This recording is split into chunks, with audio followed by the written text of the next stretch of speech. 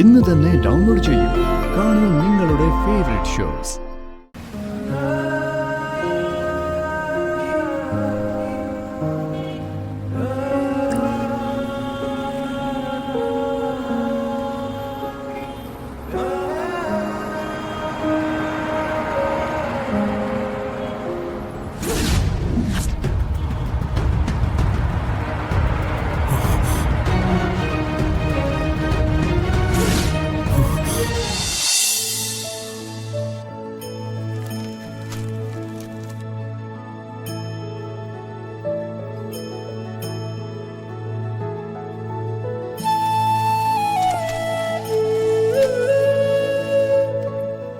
മോനെ,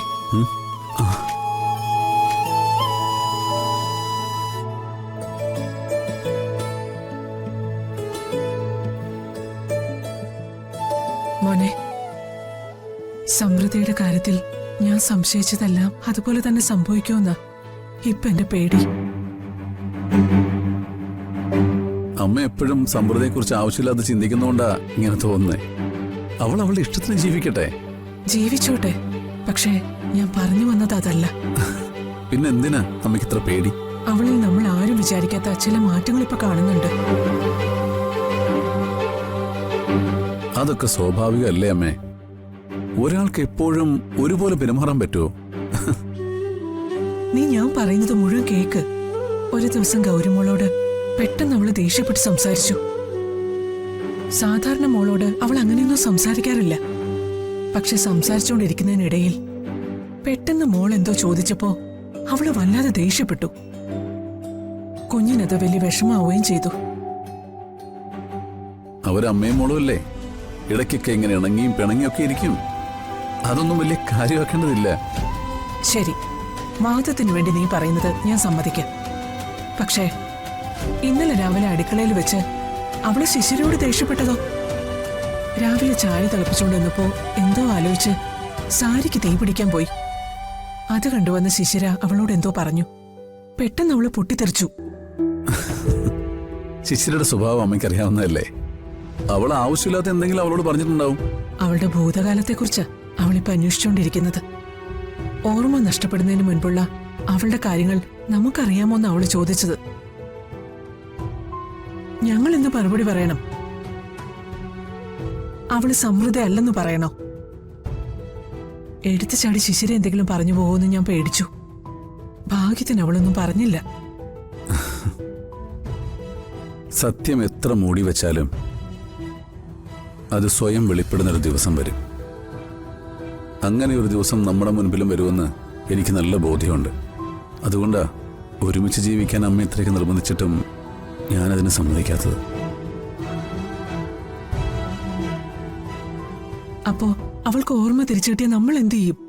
നിന്നെയും ഗൗരിമോളെ ഉപേക്ഷിച്ച് അവളെ വീട്ടിൽ നിന്ന് പോയില്ലേ? പോകാതെ പറ്റില്ലല്ലോ. സമൃദ്ധിക്ക് ഓർമ്മ തിരിച്ചു കിട്ടുക എന്ന് പറഞ്ഞ അവൾക്ക് പഴയതെല്ലാം തിരിച്ചു കിട്ടുക എന്നർത്ഥം. അതിലവളുടെ നാടും വീടും ബന്ധങ്ങളും കുടുംബവും എല്ലാം ഉണ്ടാവും. അവൾക്ക് ഓർമ്മ തിരിച്ചു കിട്ടിക്കഴിഞ്ഞാൽ നമ്മൾ മാത്രമായിരിക്കും അവൾക്ക് അപരിചിതര്. അപ്പോ ഇത്രയും കാലം സമൃദ്ധിയുടെ സ്ഥാനം നൽകി നമ്മൾ അവളെ സ്നേഹിച്ചതോ? ഗൗരിമോൾ അവളെ അമ്മയെന്ന് വിളിച്ചതോ? അതെല്ലാം വെള്ളത്തിൽ വരച്ച വര പോലെയാകും. നമ്മളൊക്കെ അവളുടെ ഓർമ്മയെന്നേ മാഞ്ഞു പോവും. അന്നത്തെ ആക്സിഡന്റിന് മുമ്പുണ്ടായിരുന്ന അവൾ ആരാണോ, പിന്നെ അത് മാത്രമായിരിക്കും സമൃദ്ധ.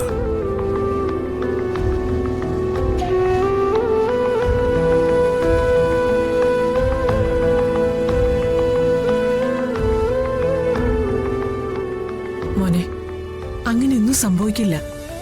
നിനക്കും അവൾക്കും ഇപ്പൊ ദോഷ സമയമാണെന്ന് ജ്യോത്സ്യം പറഞ്ഞത് ഓർമ്മയില്ലേ? അത് മാറ്റാൻ ചില വഴിപാടുകൾ നടത്തണമെന്ന് അന്ന് അദ്ദേഹം പറഞ്ഞിരുന്നു. ആ പരിഹാര കർമ്മങ്ങൾ മുഴുവൻ ചെയ്തു തീർന്നിട്ടില്ല. നീയും അവളും കൂടി ഭദ്രകാളി ക്ഷേത്രത്തിൽ പോയി ഒരു താലി വഴിപാട് സമർപ്പിക്കണമെന്ന് അന്ന് പറഞ്ഞിരുന്നു.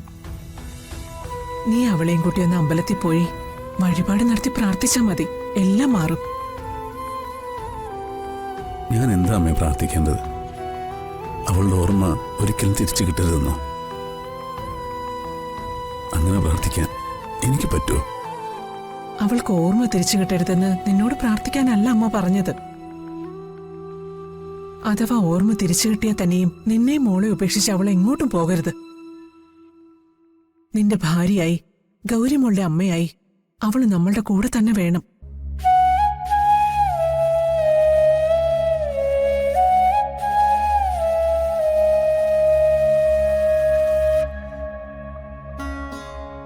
നീ എന്താ ഒന്നും പറയാത്തത്?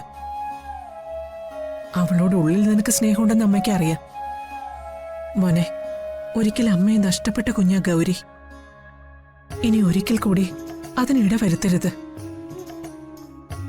അതവൾക്ക് താങ്ങാൻ കഴിഞ്ഞെന്ന് വരില്ല.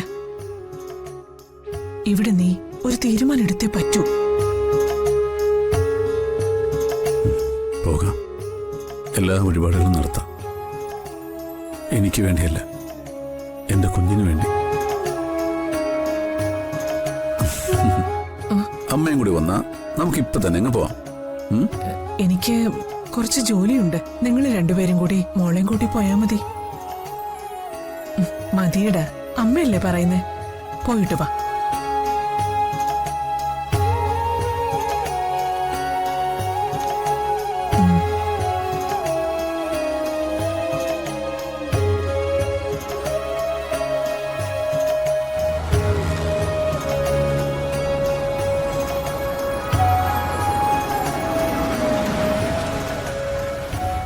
ഞാൻ പോയിട്ട് ഒരു കുപ്പി വെള്ളം മേടിച്ചിട്ട് വരാം.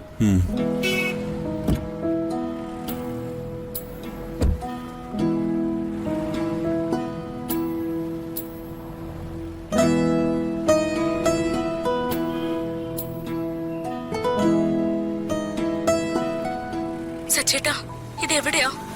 എത്ര നേരമായിട്ട് ഞാൻ വിളിക്കുന്നു. ഒന്ന് തിരിച്ചു വിളിച്ചൂടെ? എന്തിനാ ഇങ്ങനെ എന്നെ വിഷമിപ്പിക്കുന്നേ? ഒന്ന് വേഗം വാ സച്ചേട്ടാ. ചേച്ചി, ഒരു കുപ്പി വെള്ളം.